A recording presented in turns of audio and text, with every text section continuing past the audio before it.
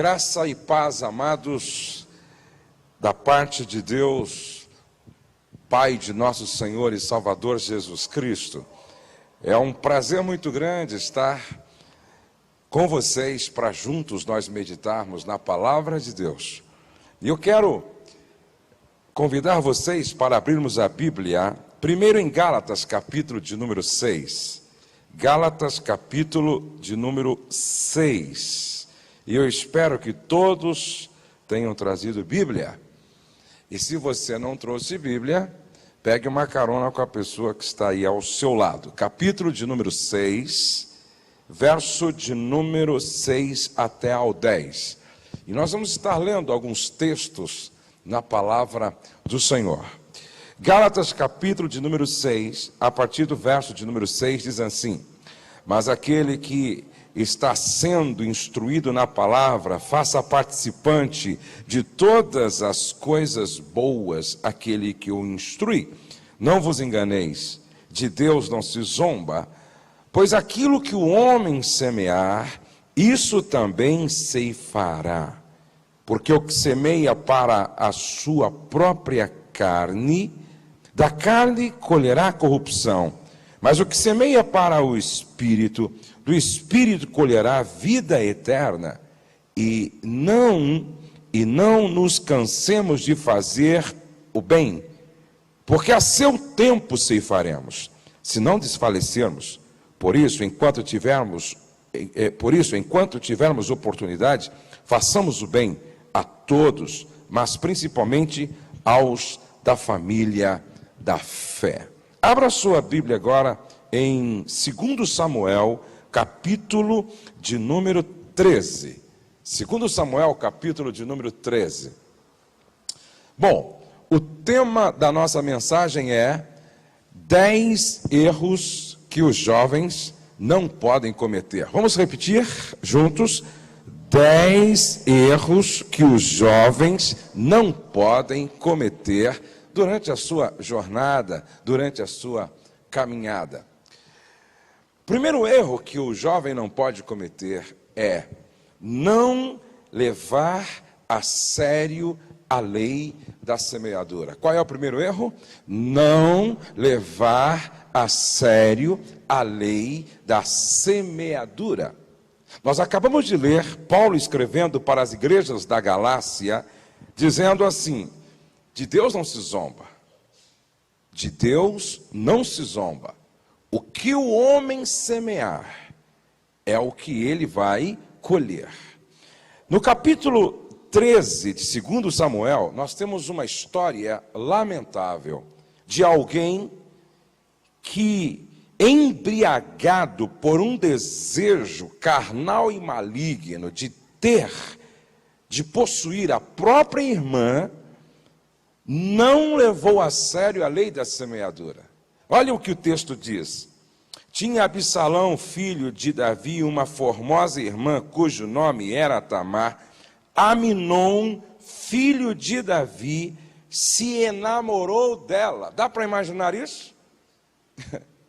O irmão se apaixonar pela irmã? O irmão se apaixonar pela irmã.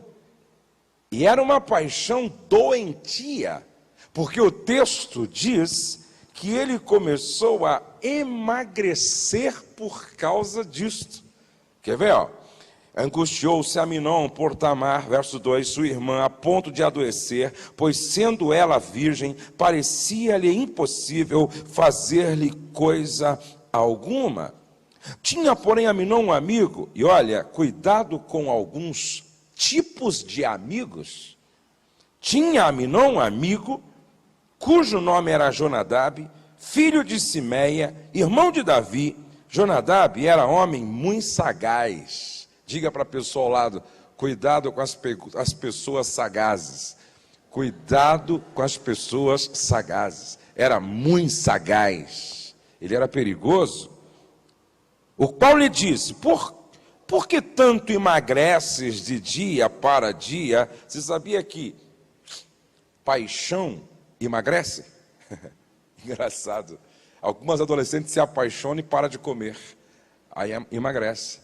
Alguns rapazes se apaixonam e param de se alimentar como de costume, aí emagrece, não é? Olha aí, ó. Ele disse o seguinte, o qual lhe diz, por que tanto emagrece de dia para dia, ó filho do rei? Não dirás.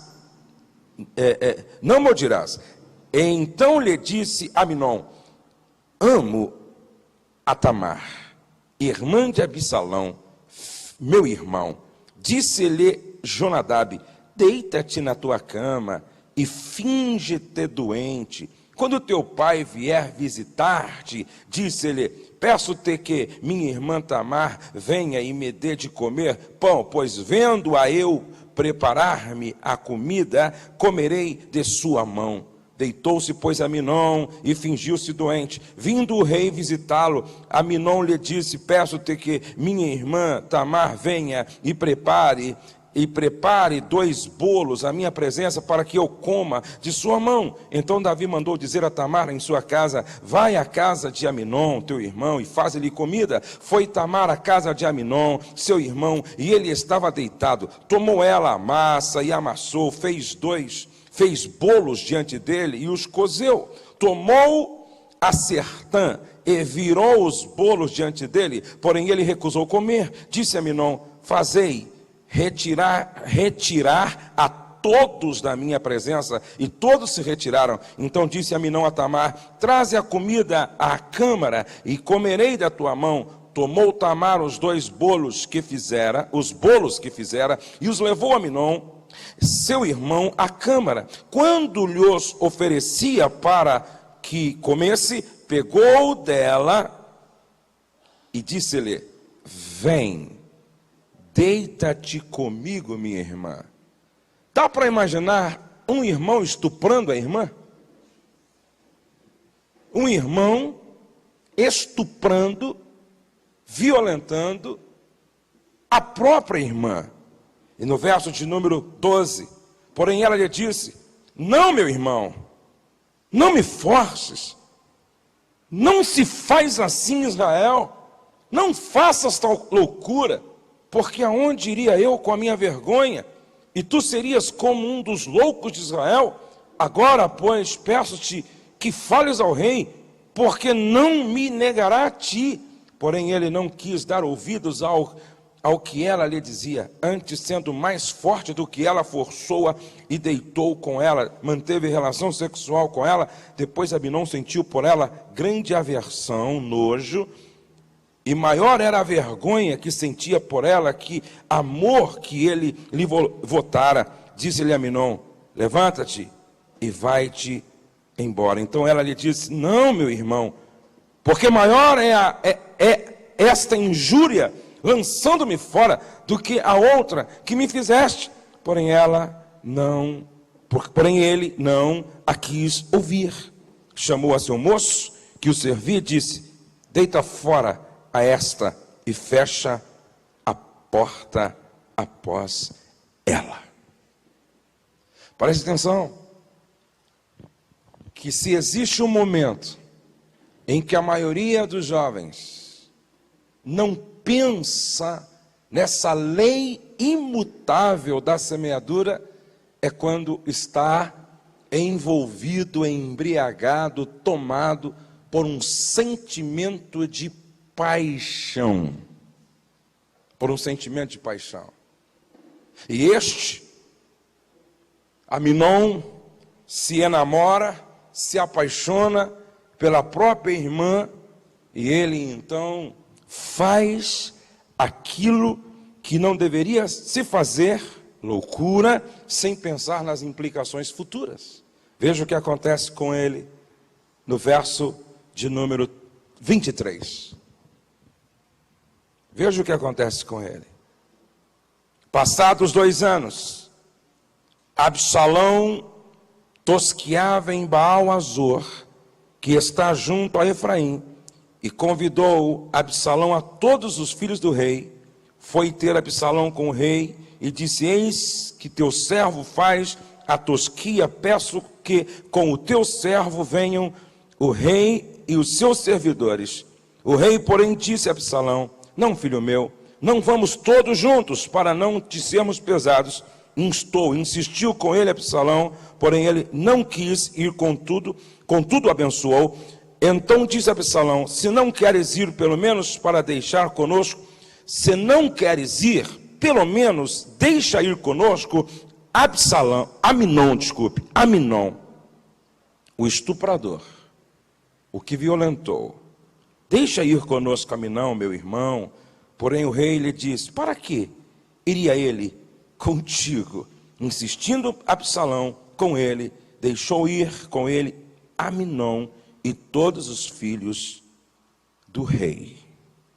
Absalão deu ordem aos seus moços, dizendo: tomai sentido, quando o coração de Aminon estiver alegre de vinho, e eu vos disser: feri Aminon, então o matareis. Não temais, pois não sou eu quem vô-lo ordena, sede fortes e valentes. E os moços de Absalão fizeram a Aminon como Absalão lhes havia ordenado. Então todos os filhos do rei se levantaram, cada um montou no seu mulo e fugiram. Ou seja, Absalão matou Aminon. Qual foi o fim de um homem que semeou deslealdade, que semeou estupidez, que semeou ignorância, que semeou loucura? Qual foi o fim? Morte. Escute. A lei da semeadura é infalível. Semear é opcional. Colher é obrigatório. Eu vou repetir. Semear é opcional. Colher é obrigatório. Tudo na vida é uma questão de semeadura. Vamos repetir? Tudo na vida é uma questão de semeadura. T.D. Jakes diz assim: olha, se você não gosta do que está colhendo, olhe para trás e veja o que foi semeado. Se você não gosta do que está colhendo, olhe para trás e veja o que foi semeado. Quem semeia honra, colhe o quê? Longevidade. Quem semeia honra, colhe o quê? Longevidade. Quem quer viver muito aí? Levante a mão, por favor. Quem quer viver muito? O céu é maravilhoso, mas ninguém quer ir para lá antes do tempo. Não é verdade? O céu é maravilhoso, mas ninguém quer ir para... Eu até brinco, não é? Às vezes em quando, eu brinco dizendo assim: a morte é uma fila, cada um tem o seu número, e a fila está andando. Você sabe qual é o seu número? E é a única fila que ninguém se estressa quando o outro passa na frente. Por favor, irmão, não estou com pressa. Não é verdade? Agora escute, gente. Quem quer viver muito tem que semear a semente da honra. Isso está em Efésios capítulo 6. Honra teu pai e tua mãe, para que te vá bem e vivas muito tempo sobre a terra. Você que está me assistindo, se você quer viver muito, aprenda a honrar os teus pais. Aprenda a honrar os teus pais. Palavras são sementes que lançamos no solo do coração das pessoas. Sabiam disso? Diga: palavras são sementes. Não se brinca com as palavras. Palavras são sementes que lançamos no coração das pessoas. Às vezes eu vejo meninas, rapazes, homens, mulheres brincando. Não se brinca com palavras. Palavras são sementes que nós lançamos no solo do coração das pessoas. Alguns tipos de sementes que você não deve semear. Diga comigo: ignorância, ingratidão, deslealdade, indiferença, mentira, inveja. Quem semeia ignorância, ingratidão, deslealdade, indiferença, mentira, inveja, vai colher o pior que se tem na terra da parte do diabo. E eu não quero colher o pior que se tem na terra da parte do diabo. Eu quero colher o melhor de Deus para a minha vida. E quantos querem colher o melhor de Deus para a sua vida? Diga amém. Então semeie, diga comigo, respeito, gratidão, lealdade, gentileza. Olha, seja gentil. Saiba ser gentil. Você sabia que quando você puxa a cadeira para uma jovem, o rapaz puxa a cadeira para a jovem sentar, está semeando o quê? Gentileza. Quando o rapaz abre a porta do carro para a moça entrar, está semeando o quê? Gentileza. Quando fica em pé para uma senhora sentar, está semeando o quê?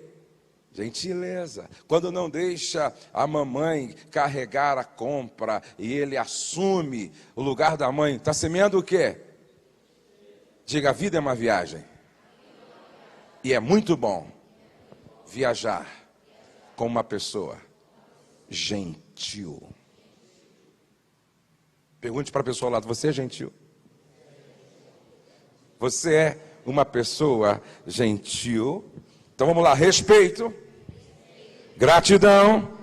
Diga isso comigo, a gratidão é a memória do coração.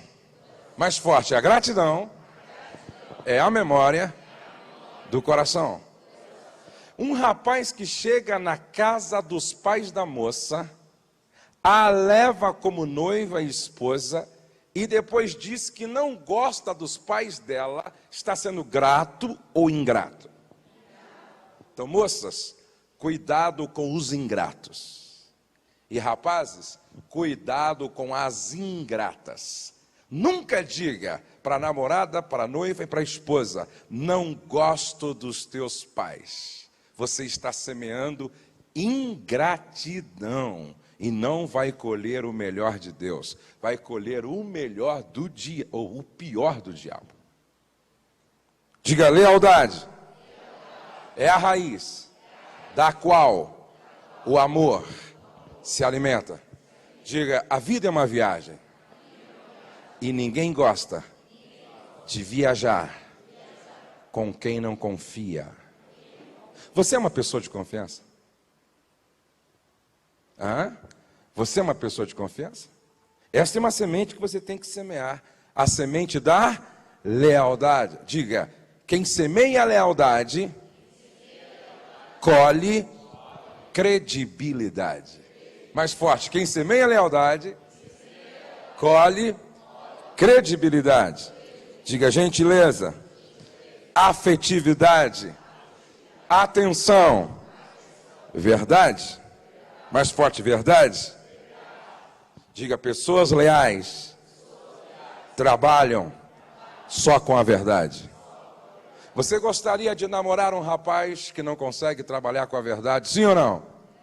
Você gostaria de namorar com uma moça que não consegue trabalhar com a verdade? Sim ou não?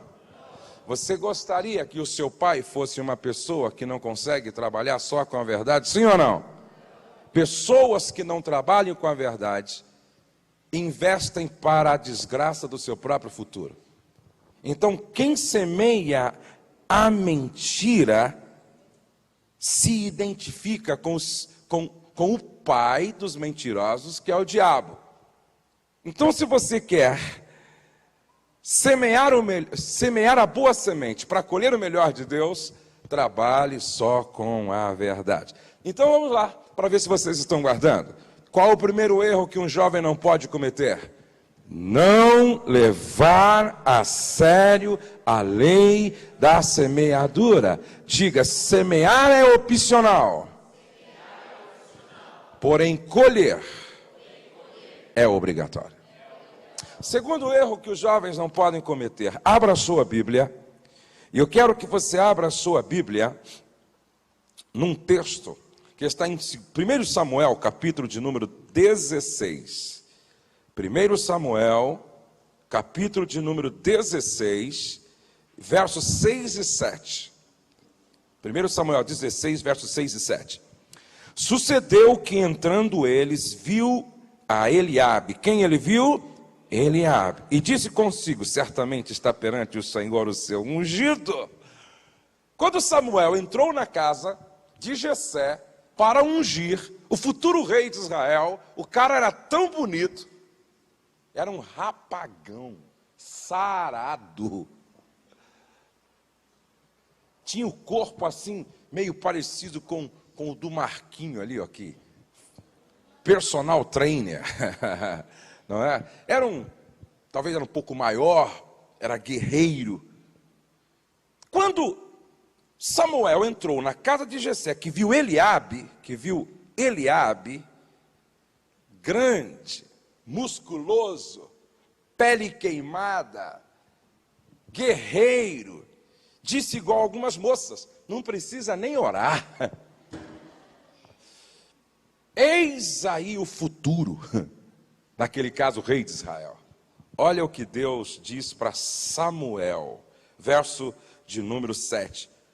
Porém o Senhor disse a Samuel, não atentes para a sua aparência, nem para a sua altura, porque o rejeitei, porque o Senhor não vê como vê o homem vê o exterior, a aparência, porém o Senhor vê o quê? Vê o quê? O que as meninas deveriam buscar nos rapazes em primeiro lugar? Diga o coração. O que os rapazes deveriam buscar nas meninas em primeiro lugar? Diga o coração. O coração. O coração tem a ver com aquilo que é interior. Agora, abra a sua Bíblia, em 1 de Pedro, capítulo 3, Pedro está falando às mulheres, mas o princípio serve para todos. 1 de Pedro, capítulo de número 3, ele está escrevendo para a igreja de Jerusalém, mas o princípio do texto serve para homens, serve para as mulheres, serve para as moças, serve para os rapazes. Mulheres, acharam sim ou não? Os homens também? 1 de Pedro 3:1. Mulheres, sede vós igualmente submissas a vossos próprios maridos, para que se alguns deles ainda não obedecem à palavra, sejam ganhos sem palavra alguma, por meio da sua beleza estética. Sim ou não? Ei, por meio do seu cabelo, sim ou não? Por meio das suas unhas, da sua pele bronzeada, pegando um sol em Ubatuba, sim ou não? Não. Por meio do quê? Vocês estão lendo aí? Ei, vocês estão lendo sim ou não? Por meio do procedimento. Diga procedimento. Mais forte, procedimento. Verso 2, ao observarem o vosso honesto o quê? Ei, vocês não estão acompanhando ou a sua Bíblia é diferente da minha? É diferente? Então vocês têm que comprar uma Bíblia igual do pastor da igreja. Certo? Eu acho que todos deveriam ter uma Bíblia corrigida e atualizada. Diga para o irmão ao lado, se atualize, meu amado. Atualize, tá? Primeiro Pedro usa a expressão, diga, procedimento. Depois ele usa a expressão comportamento cheio de temor. Diga, comportamento cheio de temor.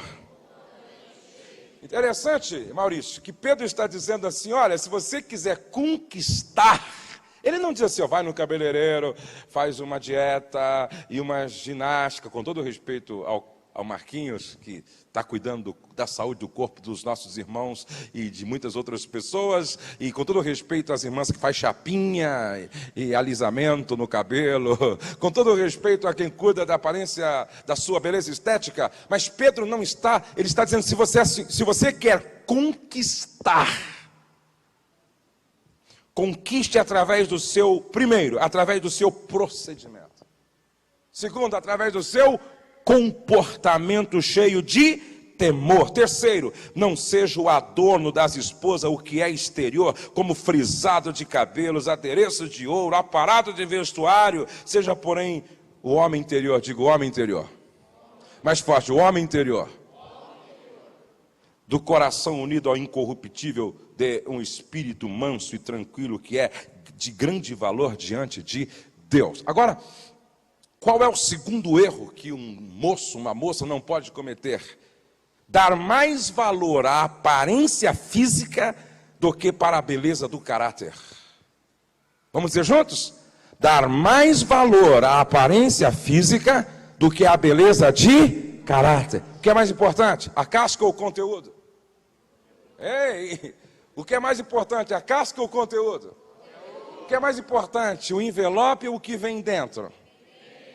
Tem pessoas que se preocupam em enfeitar tanto o envelope que se esquece do conteúdo daquilo que vai dentro. Tem pessoas que se preocupam tanto com a casca que se esquece do conteúdo. Gente, isso é muito sério. Isso é muito sério. Arthur diz assim, ó, um grande homem: os homens mostram o seu caráter de maneira mais clara nas trivialidades, quando não estão sendo observados. Diga assim comigo, ó, caráter é o que você é quando ninguém está te observando. Se você está com um chiclete na mão, dentro de uma sala, não tem lixo, e você precisa dar um jeito nesse chiclete, e ninguém está te observando, você faz o que com ele?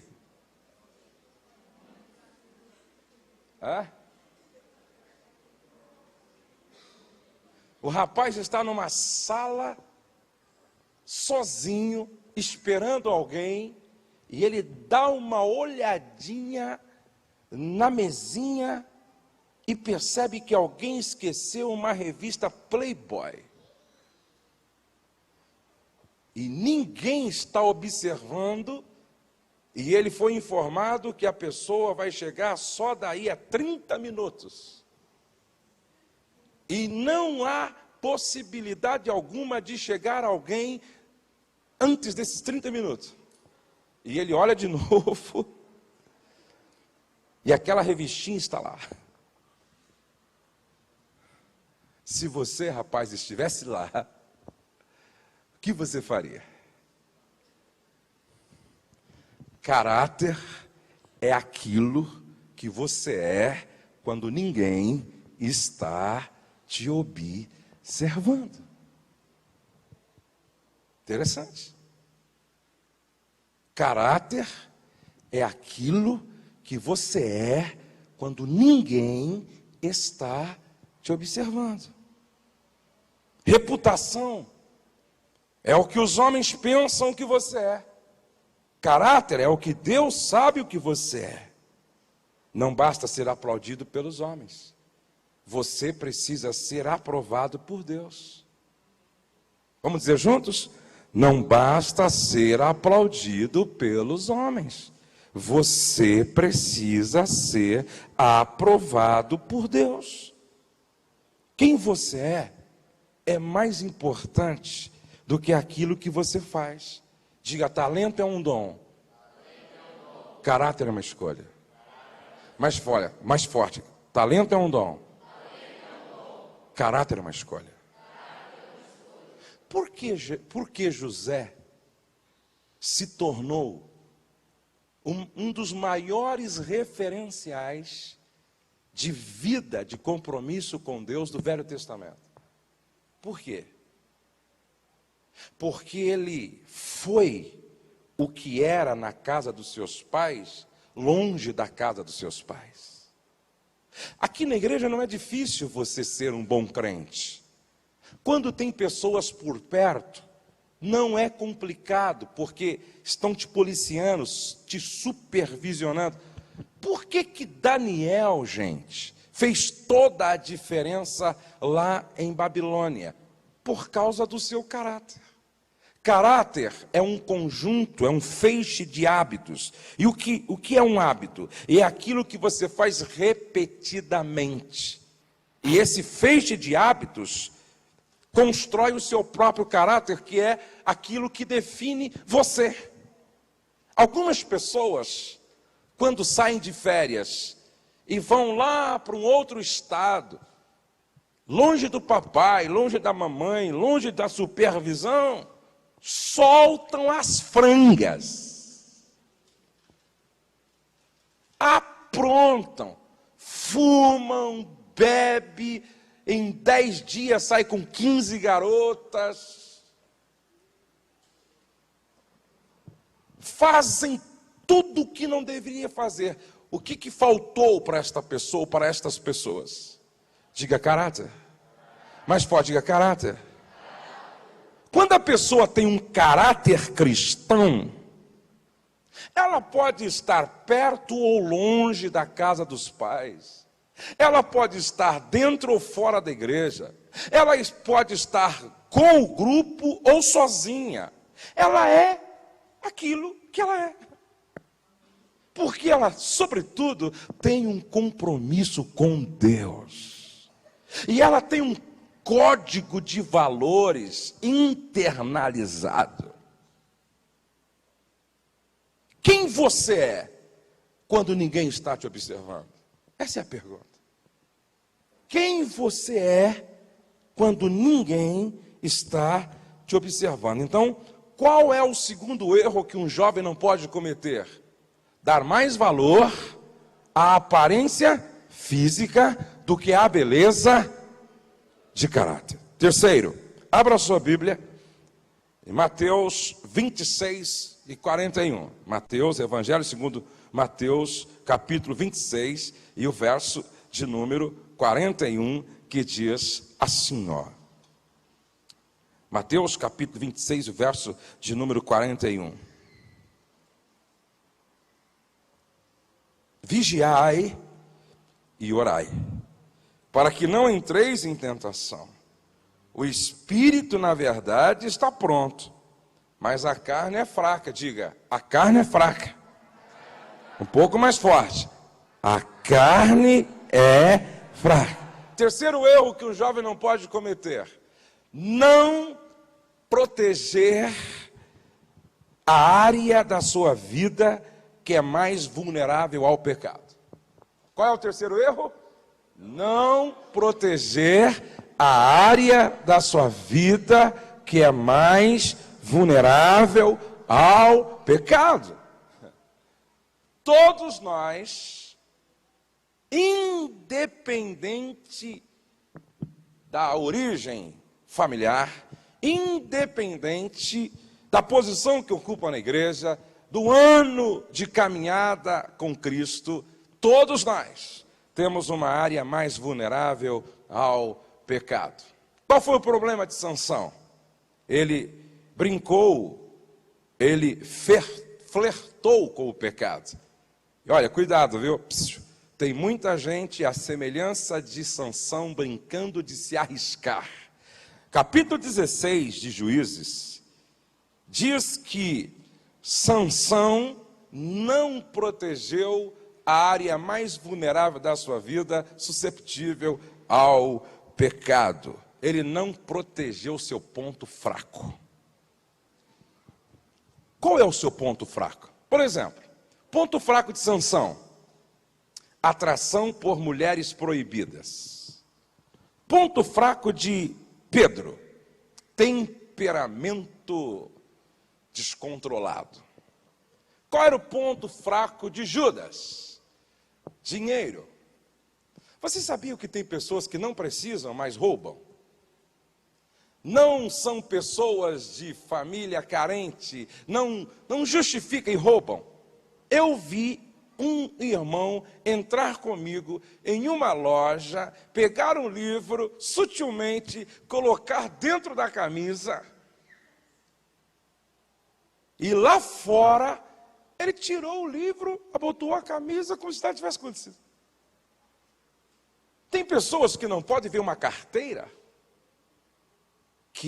que tem que ficar orando: Senhor, me segura, me guarda. Quanto será que tem nessa carteira? Tem pessoas que, a semelhança de Judas, o seu ponto fraco é o dinheiro. Outros, seu ponto fraco é o sexo ilícito, é a masturbação, o autoerotismo. A masturbação, quando se torna um vício, faz com que a pessoa se torne, é lógico, uma escrava, levando para frente, levando para o futuro, consequências irreparáveis. No meu site, nós temos um texto falando de forma bem clara sobre este assunto para os jovens. Outros, o problema é a pornografia. Outros, seu ponto fraco é a cobiça. Todos nós temos um ponto vulnerável. E nós precisamos identificar que ponto é esse, a fim de proteger.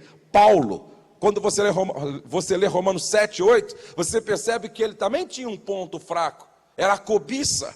Só que ele vivia dizendo assim: olha, antes eu esmurro o meu corpo e o reduzo à servidão, para que pregando aos outros, eu mesmo de alguma maneira não venha a ser o quê? Reprovado. Quem quer aqui proteger as áreas vulneráveis ao pecado de sua vida? Diga amém. Então, número 1, tenha uma vida de oração significativa. Fala comigo. Tenha uma vida de oração significativa. Diga bem forte, o Cláudio Givão vai colocar isso na tela para nós. A presença de Deus é o único lugar onde a minha fraqueza desaparece. Mais forte, a presença de Deus é o único lugar aonde a minha fraqueza desaparece. Diga para 2 pessoas próximas: na presença de Deus, a tua fraqueza desaparece. Na presença de Deus, a tua fraqueza desaparece. Aleluia! Quando você ora, você entra na presença de Deus de uma forma íntima. O preço da presença de Deus é o tempo. Vamos lá? O preço da presença de Deus é o tempo. Quanto mais tempo você passa em oração na presença de Deus, mais protegida estará essa área vulnerável ao pecado. Quantos podem dar um amém gostoso aí? Mantenha seu coração cheio da palavra. Vamos lá? Mantenha seu coração cheio da palavra. Quando Paulo está construindo a armadura, listando, ele fala da couraça, do cinturão, ele fala do capacete, ele fala das botas, ele fala do escudo. E é interessante que ele diz assim: olha, não se esqueçam da espada do Espírito.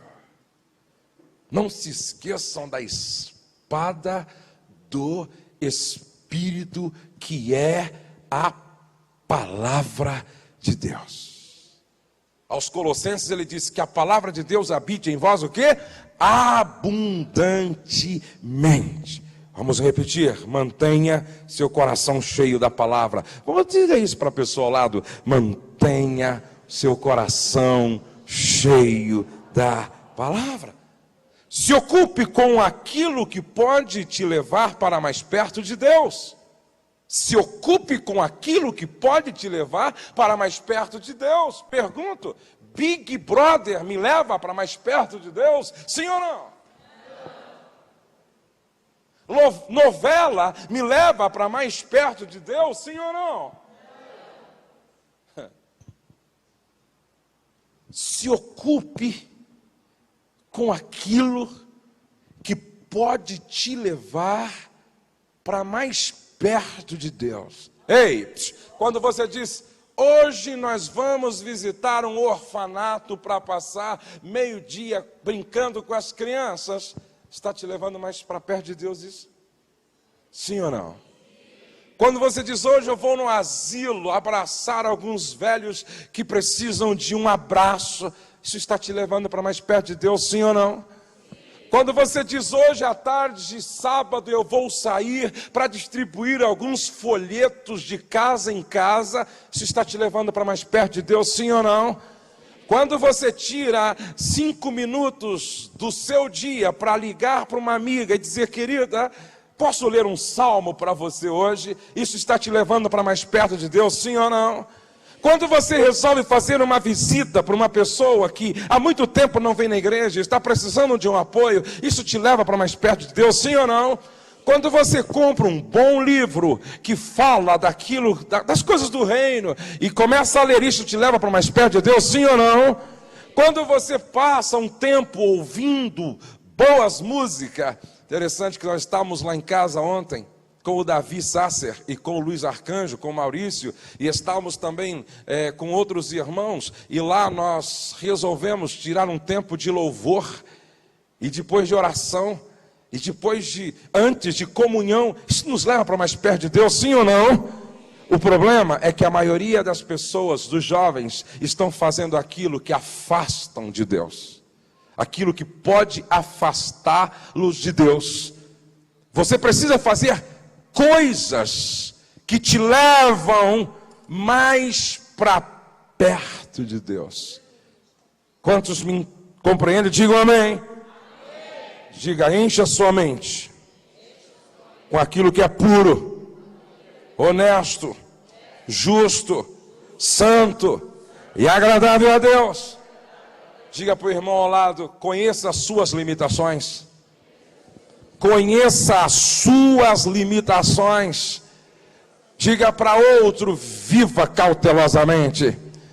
Viva cautelosamente. Ei, está namorando?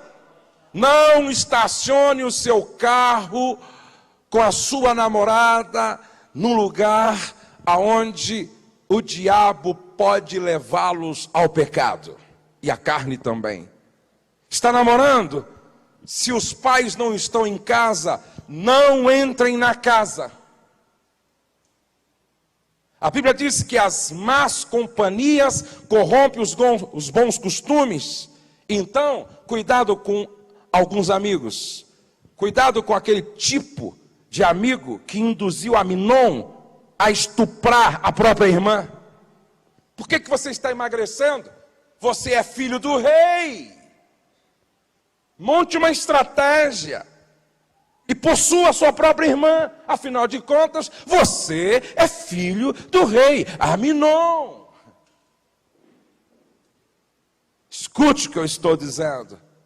Quem quer viver para o louvor e a glória de Deus, vive de forma cautelosa. Quantos podem dar um amém gostoso aí? Diga comigo, não brinque de se arriscar. Mais forte, não brinque de se arriscar. Outro dia alguém disse para mim, pastor, quando eu abraço a minha namorada, não importa onde nós esteja, eu abraço ela no espírito. Sei que espírito é esse. Não, pastor, a gente pode até dormir junto, porque a gente é vacinado. Nós somos vacinados. Com a gente não tem problema. Só se você estiver morto. Se um jovem, dependendo de abraçar o poste, ele tem problema com o poste. Imagina abraçar a jovem, cheirosa, convidativa. Não brinque de se arriscar.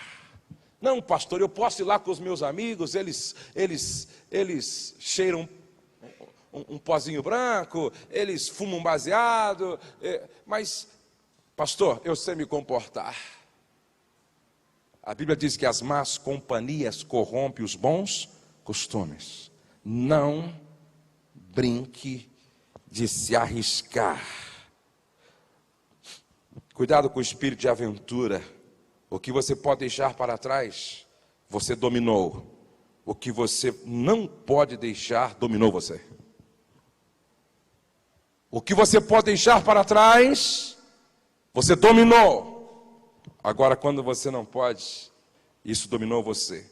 Qual é o terceiro erro que os jovens não podem cometer? Diga, não proteger a área da sua vida que é mais vulnerável ao pecado. Quarto erro que um jovem não pode cometer. O que diz a Bíblia em São Mateus, capítulo de número 6, verso 33? Quantos sabem? São Mateus, capítulo 6, verso de número 33. Buscai em primeiro lugar o reino de Deus. Vamos dizer juntos? Buscai em primeiro lugar o reino de Deus. Se Jesus, no Sermão da Montanha, ensina que eu devo buscar em primeiro, é porque nessa lista tem o segundo, tem o terceiro, tem o quarto, tem o quinto, tem o sexto. Jesus estava dizendo aos discípulos que nós precisamos ter uma lista de prioridades. Olhe para cá, não converse agora, obrigado. Jesus estava dizendo que nós temos que ter uma lista ordenada do quê? De prioridades. Diga, pessoas bem-sucedidas têm uma lista de prioridades com a qual elas vivem comprometidas. Qual é a sua lista de prioridades? O que deve vir em primeiro lugar na vida de uma moça, de um rapaz que serve ao Senhor e que se diz nascido de novo?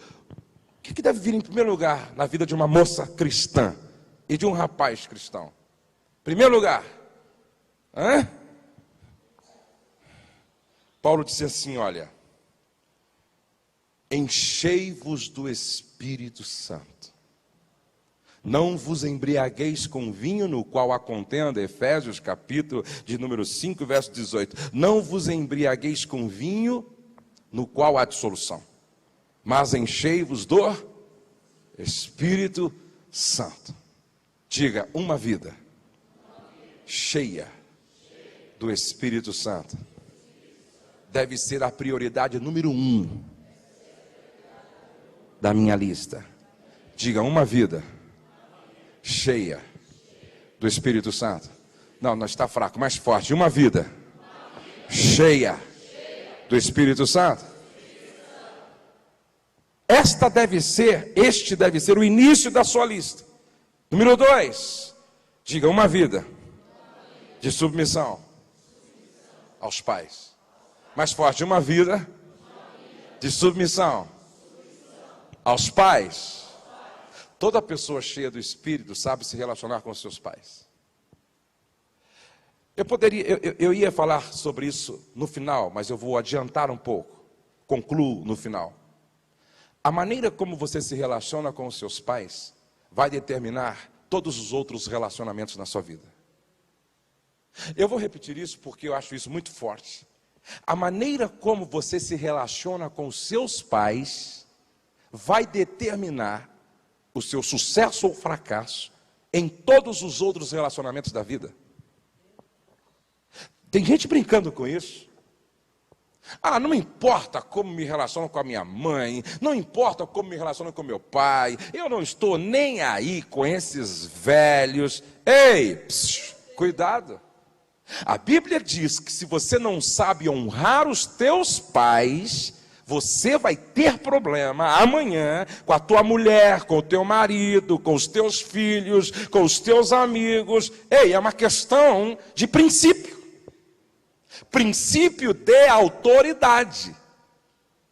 Assim que você nasce, Deus te coloca debaixo de autoridade.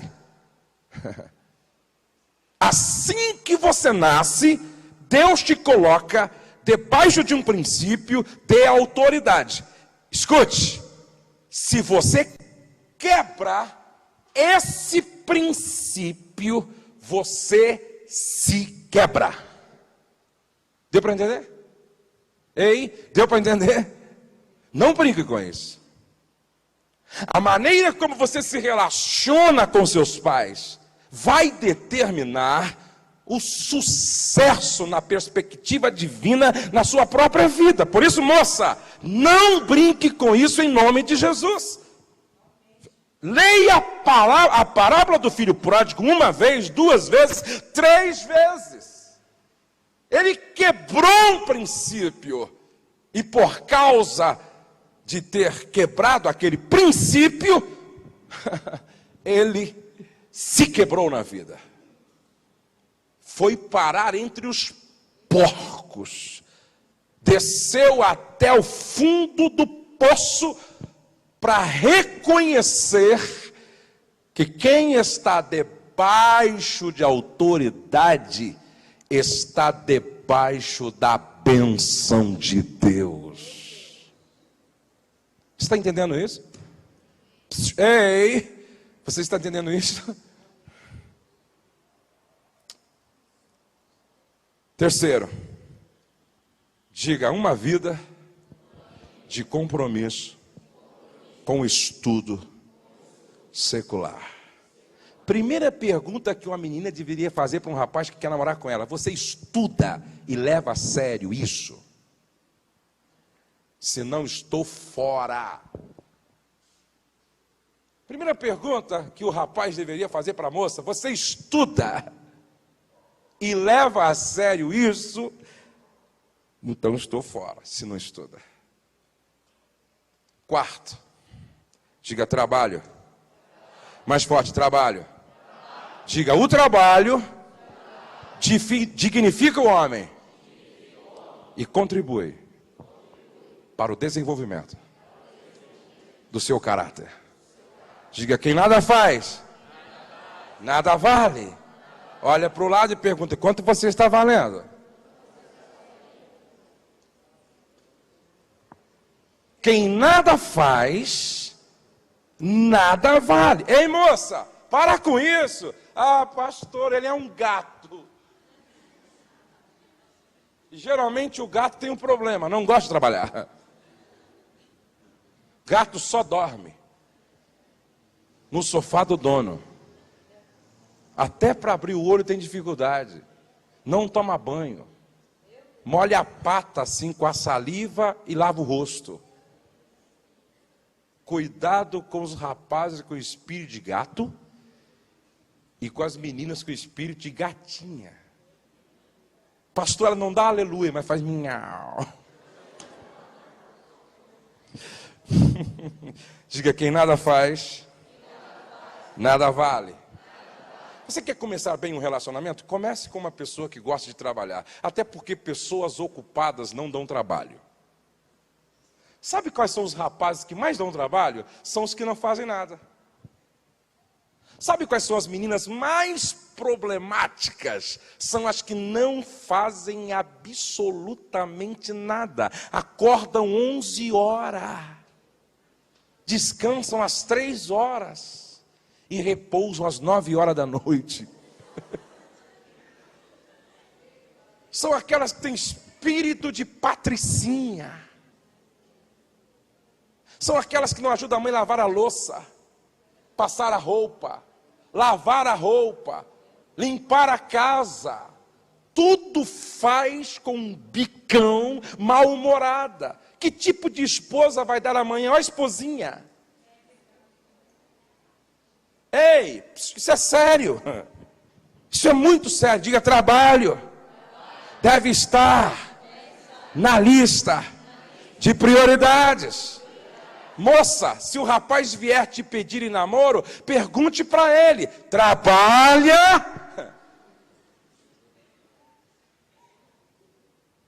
Ah, levanta às 11 horas para procurar serviço.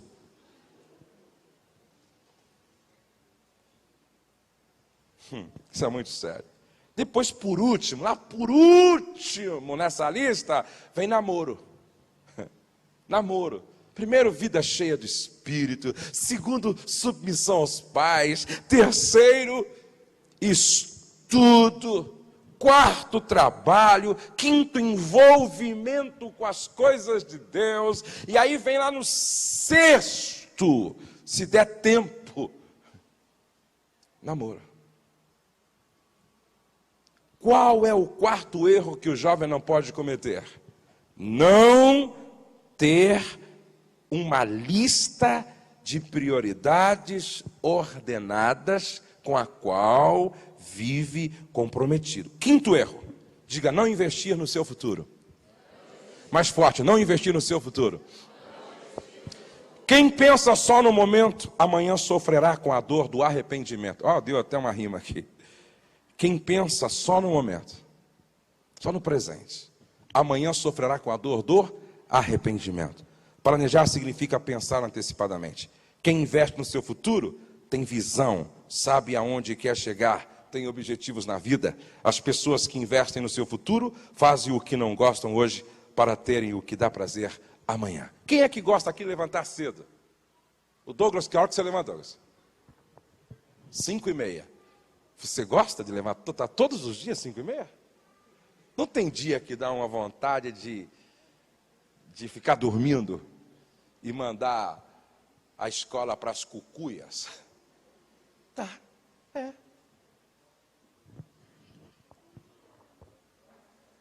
É bom levantar, Marquinho? É bom, é gostoso, é agradável. Se faz isso todos os dias com um senso de humor maravilhoso, levantando cedo? Sim ou não? Não tem dia que dá vontade de abraçar a cama e não sair dela? Ei, é bom chegar da escola e fazer lição, é gostoso, é prazeroso. Já chega da escola e fica mais 2 horas fazendo lição, é bom, sim ou não? Ei, escute aqui. Quantos querem ter um futuro brilhante? Levante a mão, quantos querem ter? Então faça o que você não gosta hoje, para no futuro ter aquilo que lhe dá prazer. Amém, amados? Amém? Ou vocês estão pensando que o pódio se alcança de forma automática? Não. Vou repetir: as pessoas que investem no seu futuro fazem o que não gostam hoje para terem o que dá prazer amanhã. Amém? Sexto erro. Vocês estão comigo ainda, sim ou não? Já estão cansados, sim ou não? Ainda bem. Sexto erro: não investir no seu crescimento pessoal. Vamos dizer juntos? Não investir no seu crescimento pessoal. Mais forte: não investir no seu crescimento pessoal. Pastor Nagai ouviu essa mensagem e eu venho batendo muito nessa tecla, eu venho insistindo nisso. Quem escolhe a mediocridade não se destaca e a sua história nunca vai ser contada. Ei, quem não leva a sério algumas coisas hoje, vão chorar amargamente amanhã com a dor do arrependimento. Qual é a história que você gostaria que fosse contada amanhã sobre você? Moça, como é que você quer ser lembrada? Rapazes, ei, como é que vocês querem ser lembrados? O bagunceiro? O malandro? É namoradeira que fala? O namorador? Ei, o que colava da forma mais criativa e dava uma volta em todos os professores e tirava 10 de mentirinha? No Japão, quando um rapaz é pego colando, isso é tão grave, isso não existe lá, mas quando acontece, colocam uma faixa na frente da escola. Gostaria que contassem sobre você. Não há crescimento sem algumas coisas que precisam ser colocadas. E abra aí a sua Bíblia em Gênesis, capítulo de número 12. Quantos querem crescer aqui?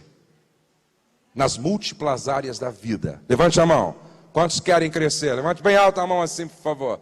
Você quer fazer história? Sim ou não? Sim. Você quer deixar um legado? Sim ou não? Sim. Você quer ser uma pessoa que faz a diferença? Sim ou não? Sim. Então olhe para cá, por favor.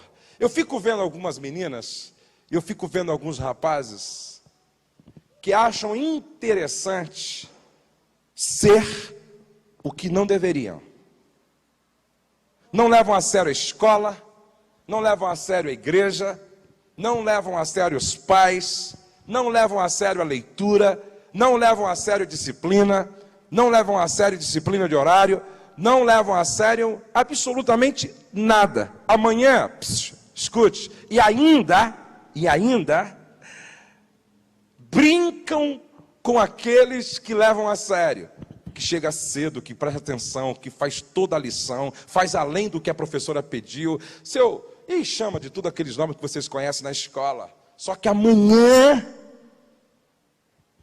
esse vai ser o dono do apartamento.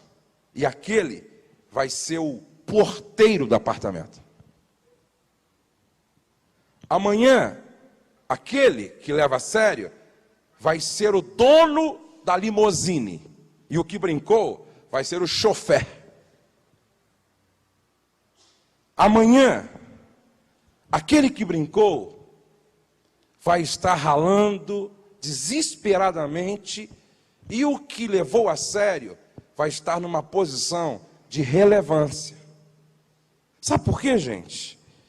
Sabe o que é sucesso? Sucesso é vocação, preparo, oportunidade mais trabalho. Isso é vocação, isso é sucesso.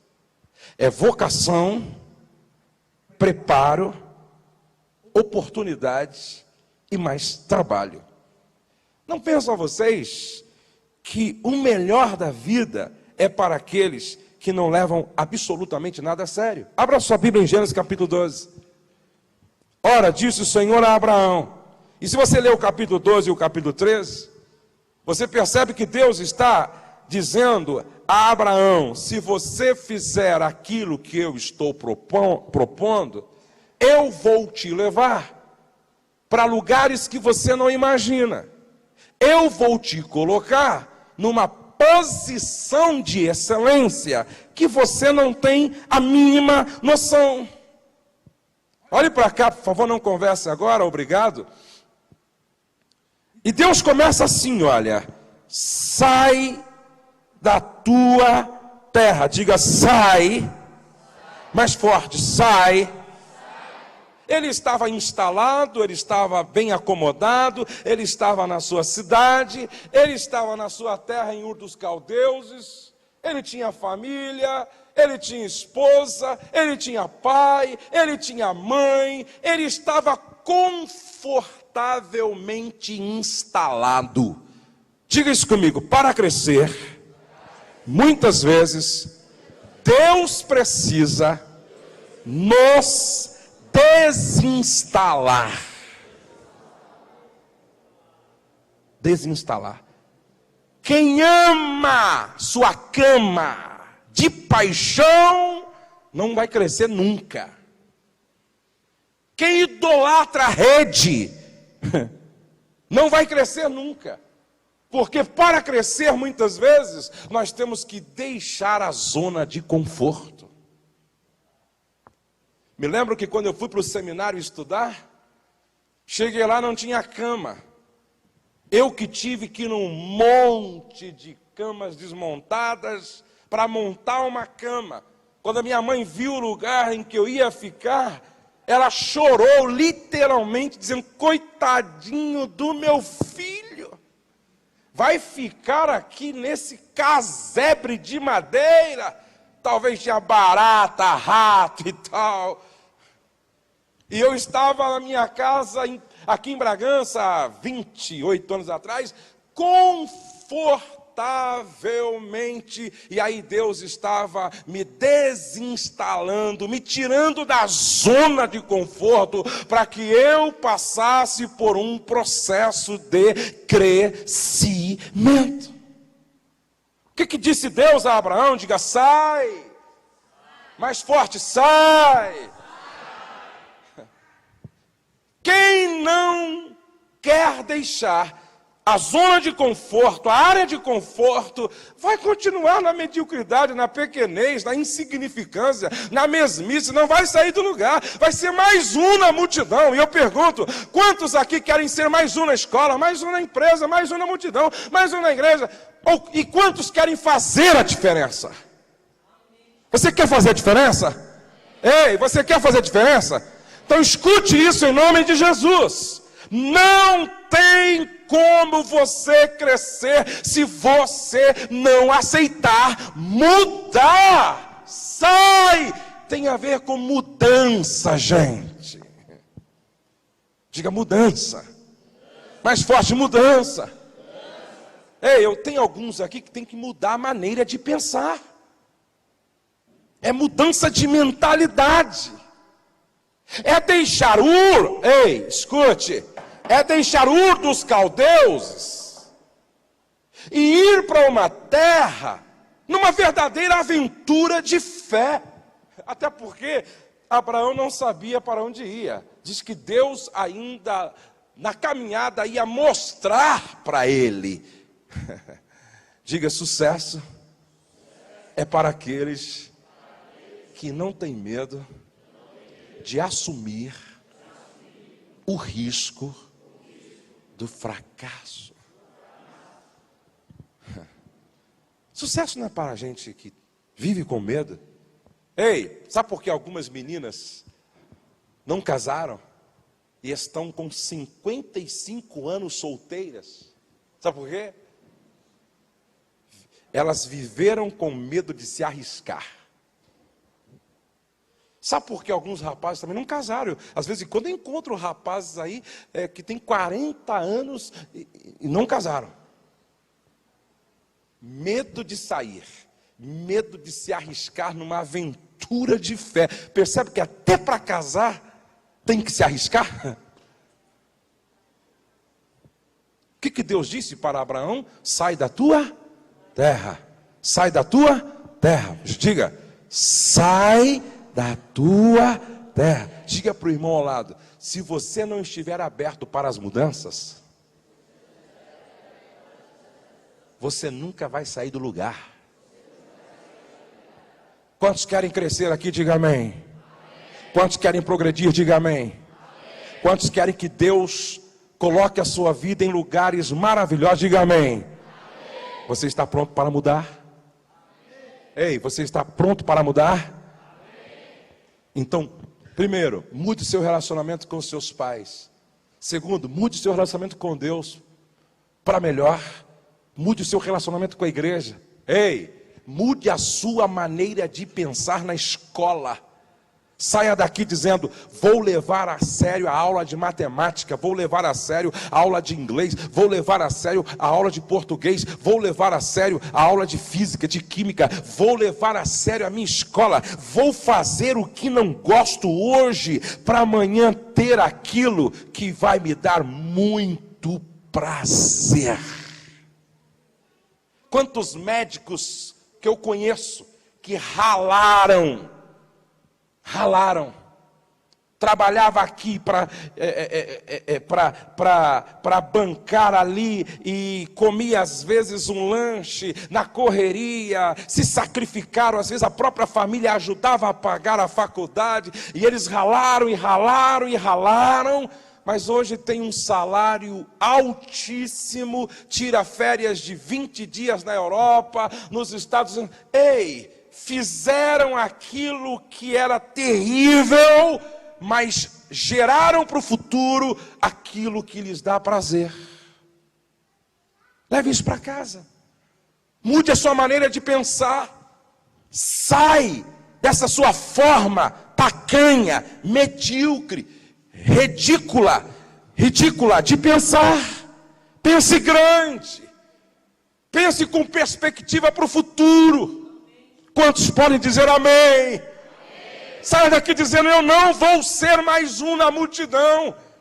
Eu vou fazer a diferença. Moça, rapaz, ouça o que eu estou dizendo, você que me assiste também. Vocês podem ir longe para a glória de Deus, para a alegria de vocês e felicidade da família. Vocês podem ir longe. Quantos podem dizer amém? Tem fita ainda aí, Cláudio?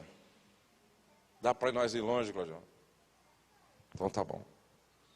Diga para a pessoa ao lado: se você estiver aberto para as mudanças, você vai longe. Amém, amados? Ei, amém, amados? Quantos vão sair daqui investindo no seu crescimento pessoal? Diga amém. Quantos livros você já leu esse ano? Hã? Você já conversou com alguém que só assiste novela? Você já conversou com alguém que só assiste o Big Brother? Quando eu vejo aquilo ali, eu me sinto sendo chamado de burro. Tem alguns programas de televisão que subestimam a nossa inteligência e provocam um emburrecimento crônico.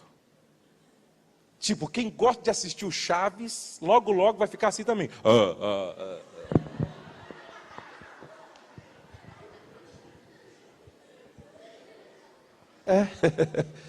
Tem programa de televisão que emburrece, gente. Emburrece. Diga comigo assim, ó: quem não lê, porque não quer, é pouco diferente de quem não lê, porque não sabe. Quem não lê, não aprende. Quem não aprende, não cresce. E quem não cresce, se torna escravo da sua ignorância, estupidez, mediocridade e burrice. Vire-se para o lado e pergunta: você está lendo?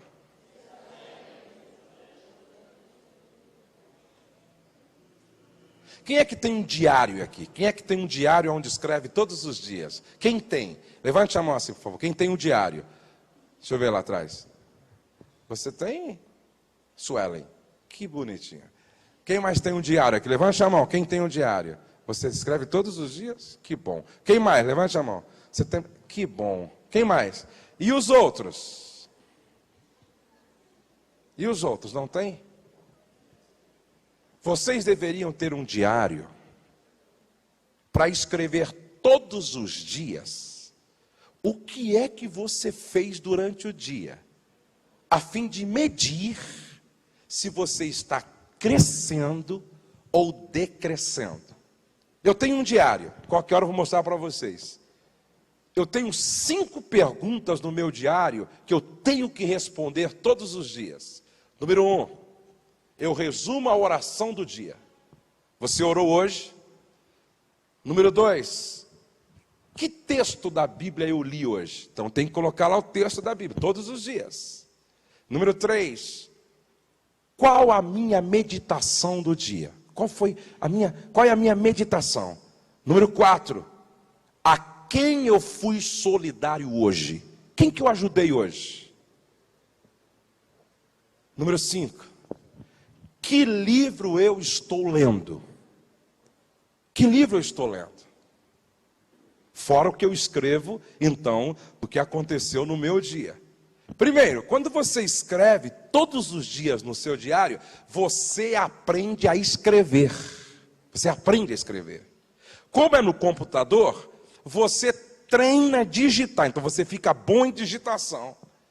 E você então acompanha sua vida de oração, sua vida de leitura bíblica, sua meditação, sua solidariedade, e se você está lendo alguma coisa. Quem leu um livro esse ano, pelo menos? Um livro, pelo menos, esse ano. Quem leu? Levante a mão assim. E os outros? E Eu quero desafiar você a sair daqui lendo. Comece com um livro pequeno. Depois, o Douglas disse para mim que na casa onde ele morou nos Estados Unidos, os meninos pré-adolescentes ou criança, lê livro de 500 páginas. No Canadá, onde eu estive, no Japão, eu fiquei reparando, você anda de trem-bala no Japão, todo mundo lendo. Eu fui dos Estados Unidos para o Canadá de avião, todo mundo lendo. Nos trens lá em Nova York, todo mundo lendo. Japonês lê até comendo no McDonald's, no restaurante, todo mundo lendo. Gente, nós nunca seremos uma nação de primeiro mundo se a gente não desenvolver o hábito da leitura. Isso é bíblico. Bem-aventurados que lê. E Paulo disse, persiste em ler. E quando ele estava morrendo, ele disse, tragam os meus livros. Está claro isso, sim ou não? Ei, está claro isso, sim ou não? Eu tenho insistido com o Douglas, insistido com a Letícia, insistido com o Pedrinho, e a minha esposa não preciso mais insistir, porque hoje a minha esposa lê mais do que eu. Nessa viagem para o Japão, ela leu um livro de 300 e poucas páginas, me contou a história, e eu disse aleluia, porque quem lê enxerga melhor, quem lê fala melhor, quem lê pensa de forma mais ampla, quem lê é menos ignorante. Está claro? Se está claro, diga amém. Apenas através de aperfeiçoamento contínuo é possível maximizar o seu potencial. Responda para você mesmo. Qual é o meu potencial? Li uma história sobre, acho que é Saint Louis, coisa assim, que conheceu um jovem estudante do ensino médio que havia perdido a mão e o pulso. Quando o médico perguntou sobre a sua deficiência, o adolescente respondeu, não tenho deficiência, senhor, eu apenas não tenho a mão direita.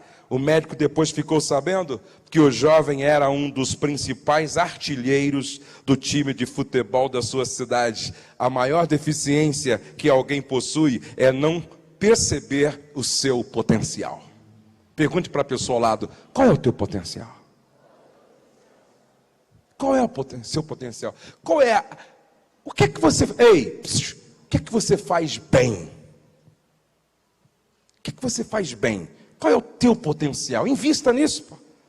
Assuma o compromisso de mudança. Diga, assuma o compromisso de mudança. Algumas perguntas importantes. Com o que você sonha? Quem você gostaria de ser? O que você gostaria de fazer? Quais os seus pontos fortes? Que talentos, dons e habilidades você tem? Fui a um restaurante em Curitiba, que eu fiquei impressionado com um garçom. Ele não usa nem papel e nem caneta. Pode ter uma mesa com 30 pessoas. Ele pergunta, o senhor vai tomar o quê? E comer o quê? E a senhora vai tomar o quê? E comer o quê? E o senhor? Depois ele vem com todas as bebidas, entrega para cada pessoa sem marcar absolutamente nada. Qual é o ponto forte desse rapaz? Diga, memória. Agora, ele não pode usar isso para trabalhar no restaurante.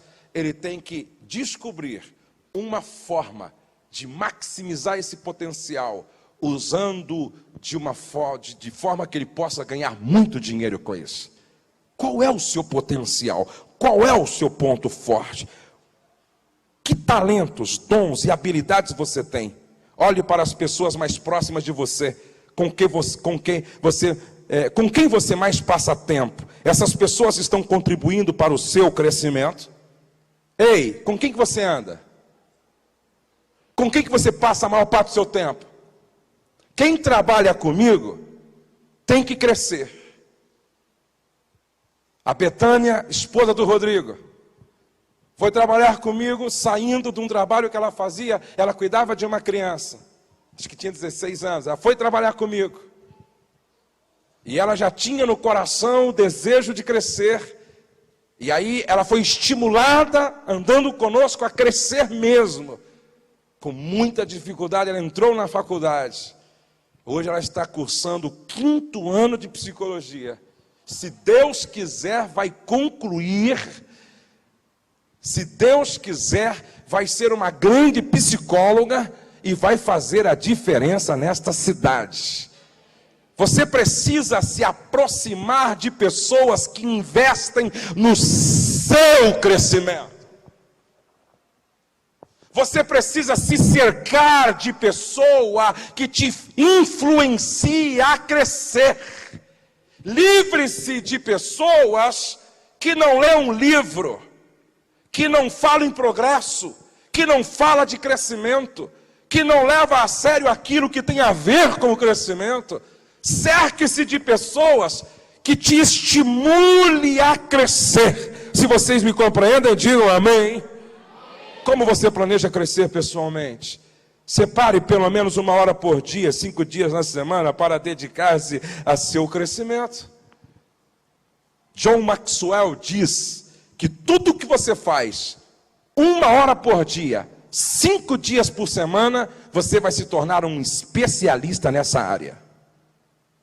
O Douglas, às vezes em quando, vem me contando dos alunos lá de inglês, que tem aqueles que levam tão a sério, que faz mais do que isso. É mais de 1 hora por semana, por dia, 5 dias por semana. Com certeza amanhã vão estar falando inglês melhor do que os outros. Vão estar entendendo de inglês melhor do que os outros. Tudo que você faz 1 hora por dia, 5 dias por semana, dentro de 5 anos, você é um especialista nessa área. Se você for na minha casa, eu trabalho com família. E as pessoas no Japão, nos Estados Unidos, no Brasil, onde eu vou ministrar, viajam de longe. Amanhã, pela manhã, eu começo ministrações lá em São José dos Campos. Tem pessoas que vêm de Taubaté, de Pindamonhangaba, para nos ouvir. Mas se você for na minha casa, eu tenho uma pilha de livros sobre o assunto. Eu leio todos os dias sobre o assunto. Eu ouço todos os dias sobre o assunto. Por isso, quem vai me ouvir, não ouve bobagem. Ou seja, se você quer se tornar um especialista numa área, invista no seu crescimento. Olhe para a pessoa ao lado, nos olhos, assim, diz: entendeu, querido? Quantos podem dizer amém? Ei, quantos podem dizer amém? Eu vou terminar. 7º erro: fazer porque todos estão fazendo.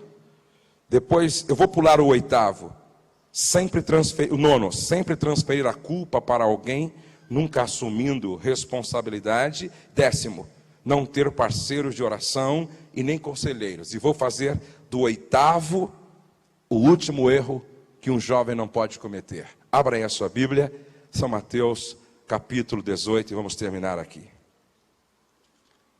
São Mateus, capítulo de número 18, versos de número 21 e 22. Diz assim: Então Pedro, aproximando-se, lhe perguntou: Senhor, até quantas vezes meu irmão pecará contra mim que eu lhe perdoe? Até 7 vezes. Respondeu-lhe Jesus: não te digo que até 7 vezes, mas até 70 vezes 7. Quantas vezes? Mais forte, quantas vezes? Quantas vezes dá isso? 490 vezes. E de acordo com os outros evangelistas, por dia. E com efeito cumulativo. Se você tivesse uma calculadora agora, tem que calcular assim, olha. Quantas vezes eu perdoei hoje? 10. Sobraram quantas? 480. Aí você transfere para o próximo dia. Sobraram 480, então vou somar com 490. Aí você perdoou mais 10 vezes. Sobraram quantas vezes? Então, 480 com mais 480, você transfere para o próximo dia e soma com mais 490. Diga, no amor não existe contabilidade. Diga, na graça não existe contabilidade. Diga, na misericórdia não existe contabilidade. Esse 8º erro que eu coloquei como último é não perdoar os pais. Diga isso comigo. Qual é o último erro que estamos considerando hoje? Não perdoar os pais. Eu estou falando aqui hoje a um grupo grande de jovens, e no meio deste grupo tem filhos cujos pais são ausentes. Presentes não substitui presença. Eu conheço alguns pais, principalmente filhos de pais separados.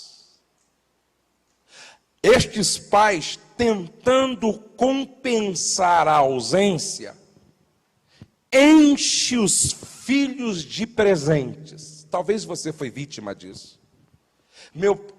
Outro dia, uma jovem disse para mim assim: pastor, mas meu pai nunca deixou faltar nada em casa.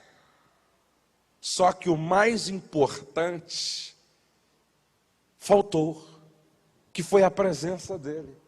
Só para vocês terem uma noção como isso é sério, que no Japão, uma garotinha de 10 anos escreveu uma carta dizendo assim: hoje o Senhor vai ficar sabendo que eu existo e vai se lembrar de mim, porque o que eu vou fazer vai ser transmitido por todas as televisões japonesas. E ela escreveu uma carta para o pai falando da sua ausência, porque ela se sentia uma filha órfã com o pai vivo. Depois de escrever a carta, ela colocou em cima da mesa, foi até a janela do prédio e ela pulou. Não sei se foi do 10º andar ou 12º. E durante todo o dia, a televisão ficou lendo a carta dessa menina, ficou lendo a carta dessa menina. Quantos filhos são filhos de pais que nunca têm tempo para eles?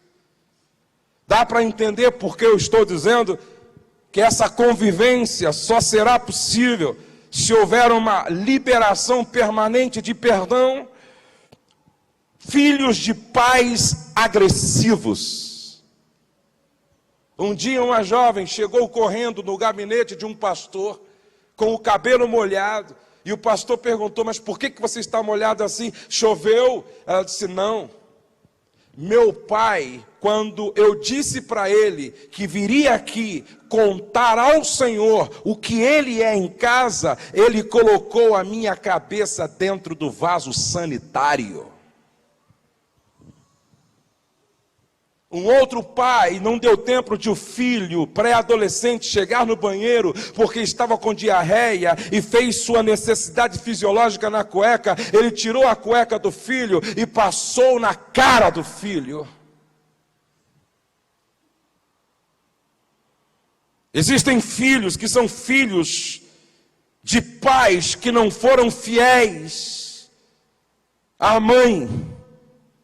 Eu estava no Rio Grande do Sul ministrando, quando uma jovem de 16 anos veio conversar comigo, desesperada, dizendo: pastor, eu não sei o que faço. Esta semana eu entrei na cozinha e peguei o meu pai, peguei a minha mãe, beijando um outro homem que frequenta a nossa casa, se dizendo amigo do meu pai.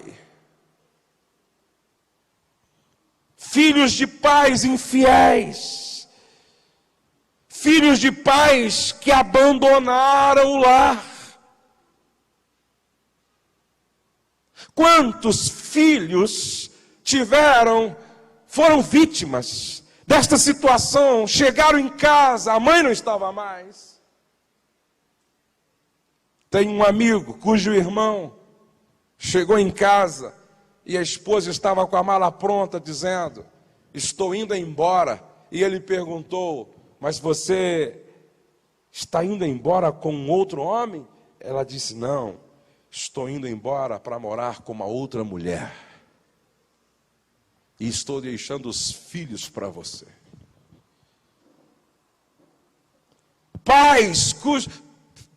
Filhos de pais homossexuais.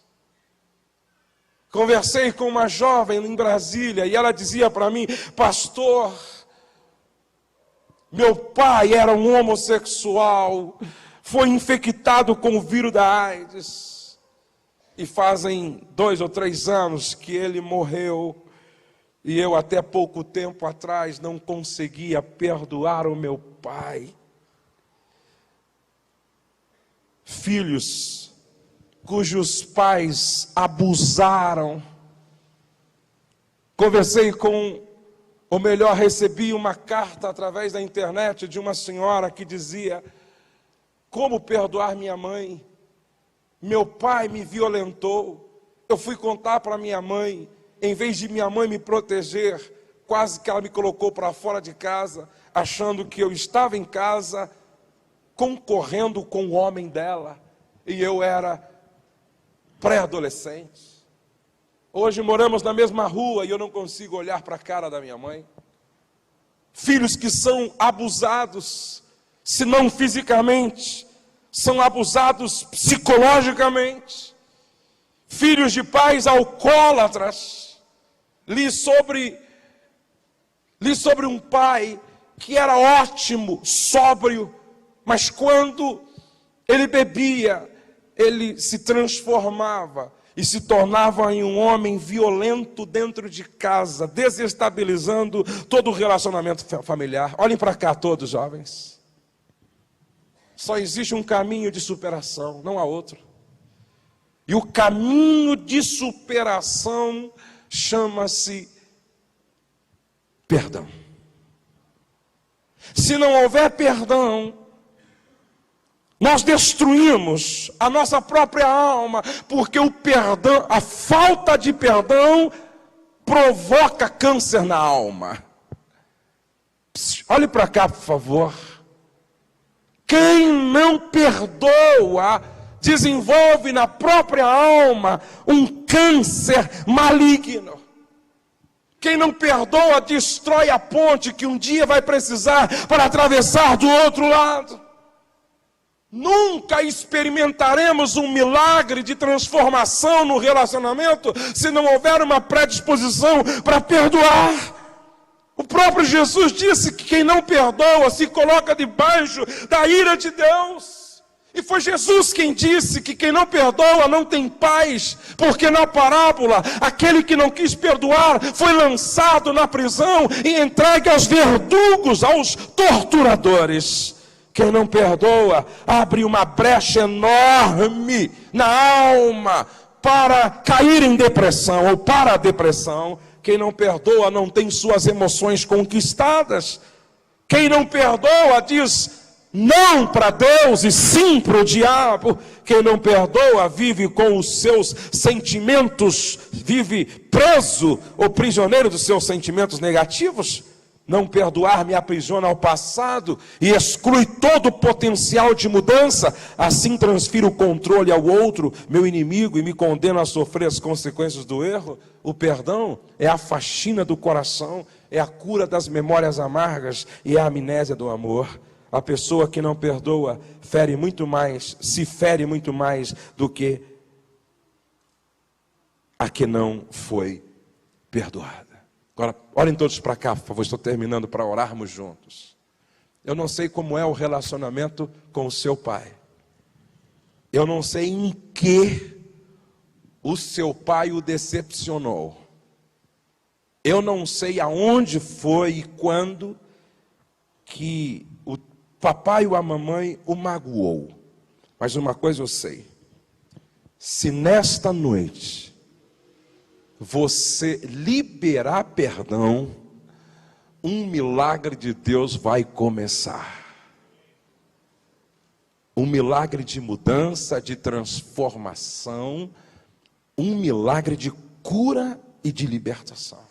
Quantos crê nisso e pode dizer amém? Fique de pé na presença do Senhor.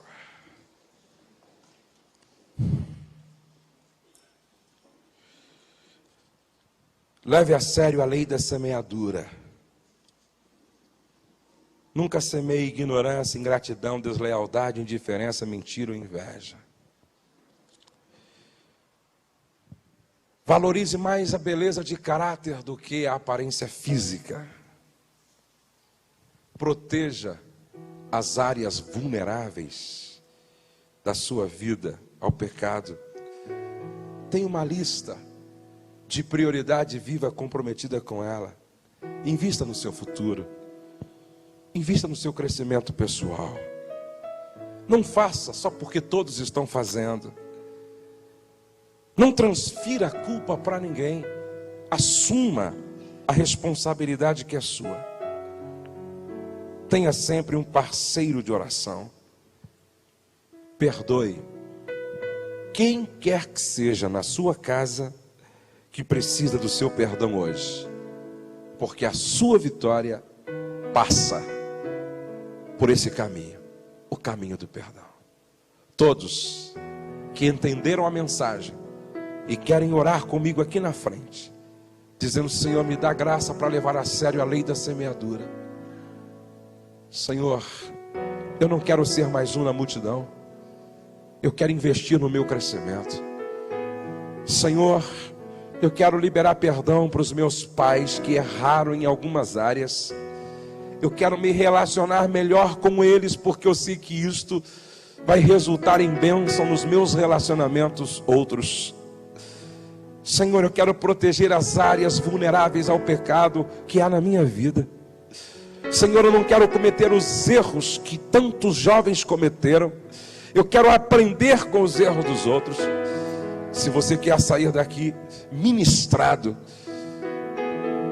com uma mudança de mentalidade, se você quer sair daqui diferente de como aqui chegou, eu quero que você deixe o seu lugar. E você pode vir aqui na frente. Você quer sair do seu lugar para que eu ore por você hoje, ore com você? Então pode sair, pode vir. Os jovens podem vir aqui, ficar do meu lado aqui, olha. Os que desejam orar comigo e ser ministrado através da oração.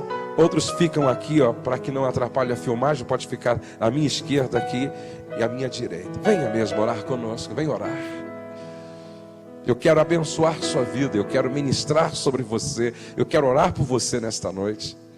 Eu quero pedir a bênção de Deus sobre a sua vida. E eu quero que você não tenha pressa de sair daqui sozinho. Cada um orando. Coloque a mão no seu coração. Feche os teus olhos, curve a sua cabeça e vamos orar. Os que estão lá atrás podem orar conosco também. Senhor, eu te louvo por esse tempo. Eu te louvo, Senhor, pela tua fidelidade. Eu te louvo porque tu és um Deus que nos ama muito mais do que nós o amamos. Eu te louvo porque a tua palavra é a verdade que liberta.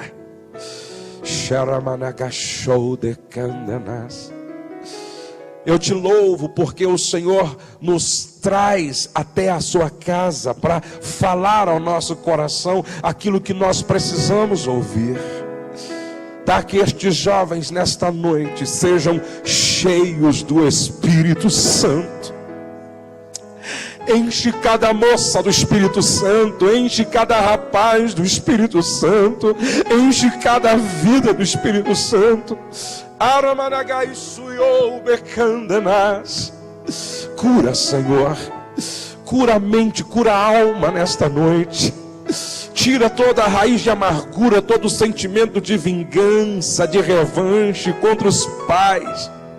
Eu sei que estou falando aqui a filhos de pais ausentes, filhos de pais agressivos, filhos de pais que abusaram psicologicamente, filhos de pais infiéis. Estou falando aqui a muitos que têm uma mágoa no coração, mas o Senhor os trouxe aqui, porque Tu és um Deus que sara, Tu és um Deus que liberta, Tu és um Deus que cura, Tu és um Deus que transforma lágrimas em riso, Tu és um Deus que faz além do que nós pedimos ou pensamos, Senhor. Fortalece cada moça que chegou aqui se sentindo fraca. Fortalece cada rapaz que chegou aqui se sentindo fraco. Receba agora o enchimento do Espírito Santo. Receba agora um toque transformador, sarador. Receba agora um toque curador. Receba um batismo de amor, de alegria, de graça, de poder e de autoridade. Senhor, que ninguém fique fora desse mover do Teu Espírito nesta noite. Que ninguém fique fora do mover da Tua glória nesta noite. E que a Tua palavra, como espada afiada de dois gumes, possa penetrar no nosso coração. Pai, eu quero repreender todo espírito maligno, toda fortaleza do diabo levantada em relação à vida destes jovens, caiam por terra nesta noite em nome de Jesus, em nome de Jesus, em nome de Jesus, em nome de Jesus. Que cada moça, cada rapaz possa sair daqui sentindo a Tua graça, a Tua glória os envolver. Que cada um saia daqui mais comprometido contigo, mais comprometido com a Tua palavra, mais comprometido com a busca de uma vida santa, de uma vida reta, de uma vida na Tua presença, Senhor. E que o relacionamento em casa possa melhorar, e que eles possam abrir a boca para falar aquilo que edifica, que transforma, que constrói, que contribui para a felicidade, Senhor. Que eles possam viver o Teu plano, o Teu projeto, o Teu ideal. Guarda o presente, guarda o futuro, guarda de eles caírem no caminho. Sustenta estas moças, sustenta estes rapazes, sustenta estes jovens com mãos poderosas. Cerca-os com a Tua presença, cerca-os com o Teu amor e com a Tua graça, cerca-os com o poder do sangue vertido na cruz do Calvário, Senhor. Muda a vida, muda o coração, transforma o andar, transforma o viver.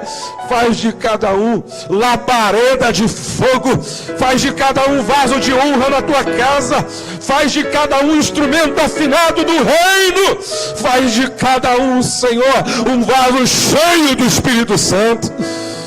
E que ninguém, Senhor, saia daqui como entrou, que todos saiam daqui com a marca do Teu poder e da Tua graça, da Tua unção. Eu peço que seja assim, no nome de Jesus. Amém, Senhor. Eu quero que você dê um abraço em 10 pessoas, pelo menos, dizendo assim: nunca mais sua vida vai ser a mesma. Algo novo de Deus começa hoje. Faça isso, abrace mesmo 10 pessoas, nunca mais sua vida vai ser a mesma. Algo novo de Deus começa hoje. Deus abençoe a todos vocês. Você ouviu Pastor Josué Gonçalves.